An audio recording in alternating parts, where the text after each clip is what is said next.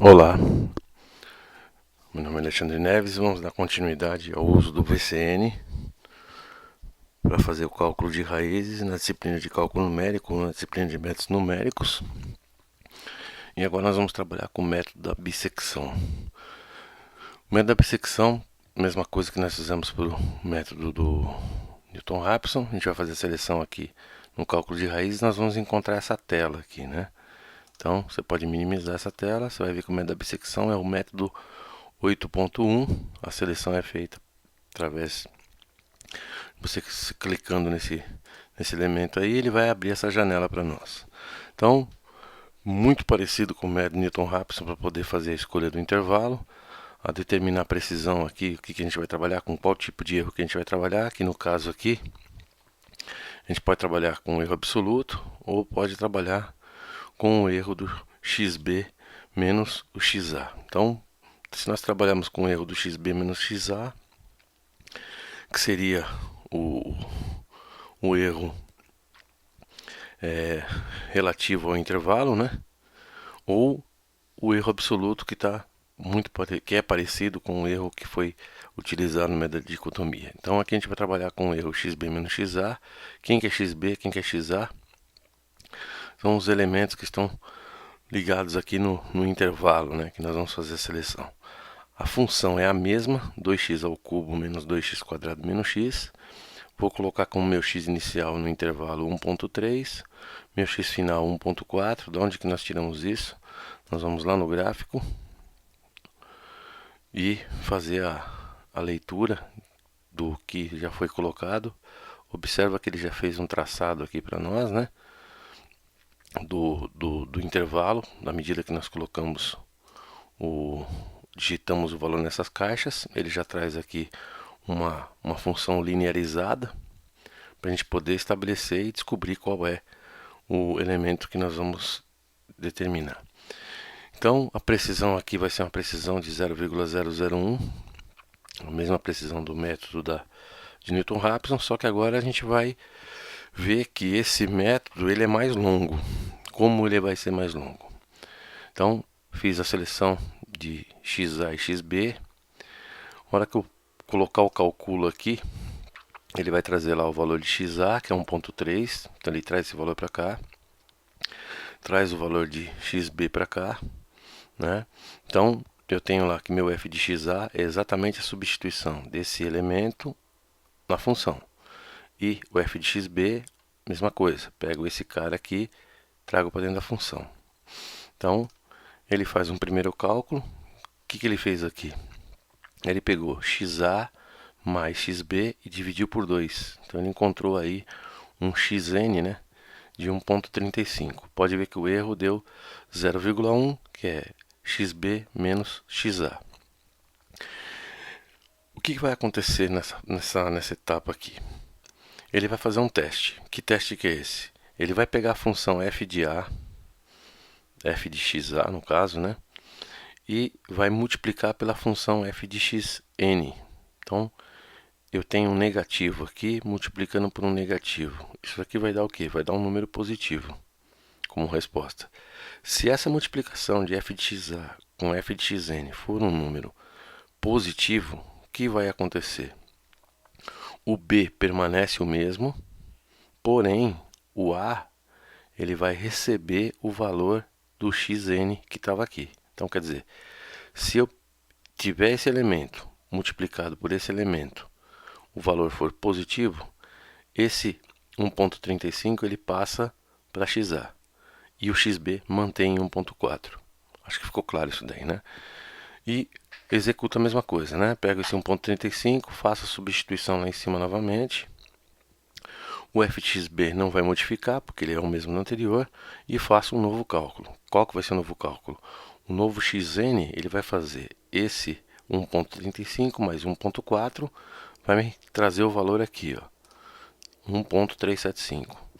E ele calcula o f de xn. Vem mais um teste agora aqui. Tem um negativo aqui, né? E um positivo aqui. Negativo com positivo, resposta vai dar negativa. Se a resposta dessa multiplicação for negativa, o que vai acontecer? Quem vai permanecer vai ser o a. tá? Quem vai modificar vai ser o B. Então a regrinha é essa, né? Se o f de xa vezes o f de xn for menor que zero, quer dizer, se ele for negativo, quem permanece é o A, quem modifica é o B.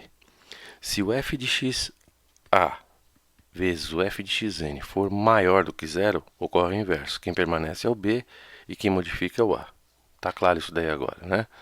Então, o próximo cálculo ele vai fazer a mesma coisa. Vai pegar o xa com o xb, somar e dividir por 2. 1.3625. Faço a mesma coisa. Testo os dois novamente, né?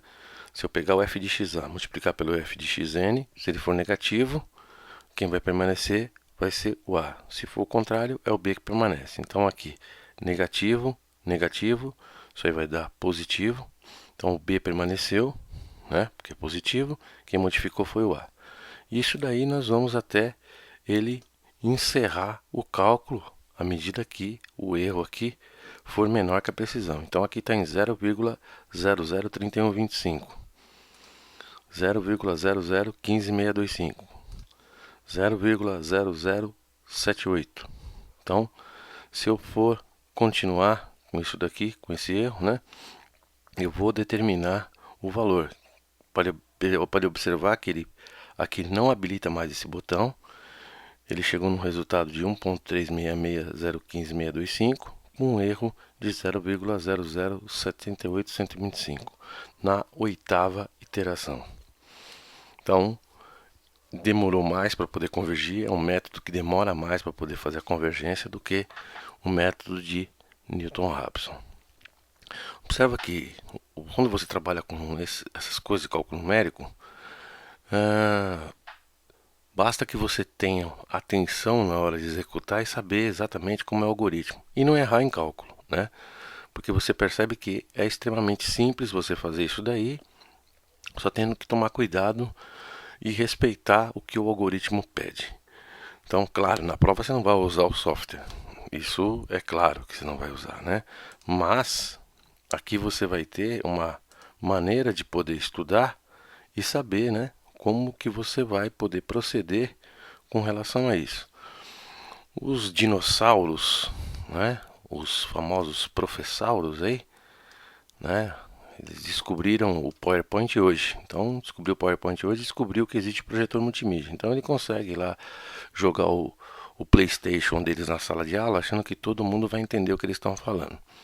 E, com certeza, isso daí vai ser uma tremenda besteira, porque mostrar como funciona isso daí não é nada fácil se você não tiver uma ferramenta adequada para poder fazer esse cálculo, né? Então aqui nós utilizamos uma ferramenta onde vai dar um suporte na hora de você poder estudar, né? E ver como você vai montar isso daí, qual vai ser a melhor estratégia de montar isso daí. E um recado para aqueles que odeiam tabela, né? Não tem jeito, pode perceber que aqui você tem que fazer em formato de tabela mesmo. E se você não gosta de tabela, problema é seu. É só esse o recado que a gente pode falar. Outra coisa, você consegue fazer isso daqui também utilizando o Excel.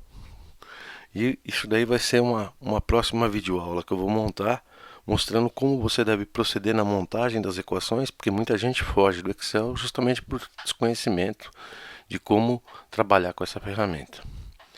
Espero que vocês tenham entendido. Não vai esquecer da condição que foi estabelecida, né? Pegar os valores da função que você calculou, fazer a multiplicação entre f de xa e f de xn. Se for um valor menor que zero, quem vai permanecer vai ser sempre o A, quem vai modificar é o B. Se for o inverso, né? Se o valor for maior que zero, quem permanece é o B e quem modifica é o A. Dá um like aí no vídeo e até a próxima.